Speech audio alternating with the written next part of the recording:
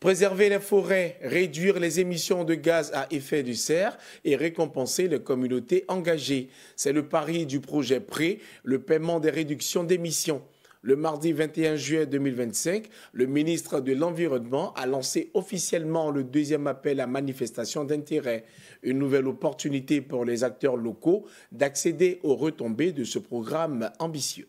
Suivez.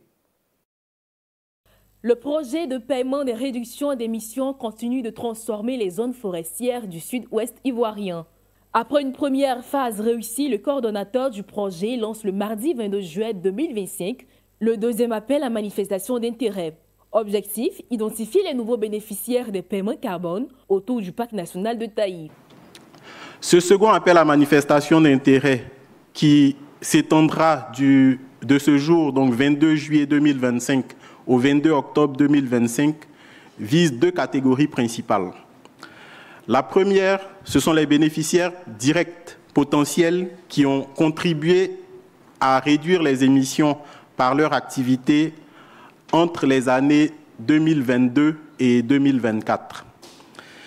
Et la seconde catégorie, ce sont les bénéficiaires potentiels qui ont contribué à réaliser des activités de réduction d'émissions sur la première période de notification, donc qui a fait l'objet du premier appel à manifestation d'intérêt, mais qui n'ont pas pu, du fait d'un certain nombre de contraintes, s'enregistrer lors de ce premier appel à manifestation d'intérêt et qui sont éligibles à l'inscription pour ce second appel à manifestation d'intérêt.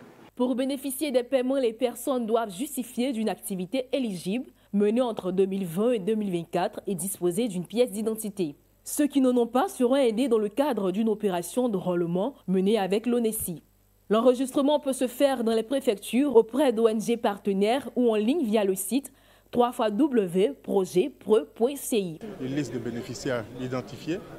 Et une fois que ces bénéficiaires sont identifiés avec les montants à distribuer connus, eh bien, cette liste atterrit donc à la Fondation et à l'issue de plusieurs vérifications, nous procédons au paiement.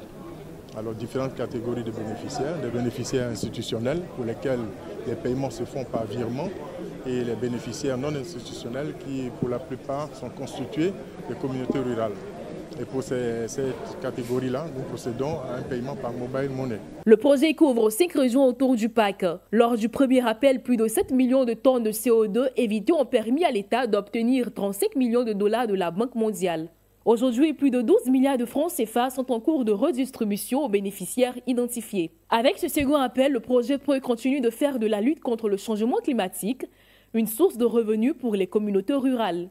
Une façon concrète de conjuguer écologie, économie et justice sociale.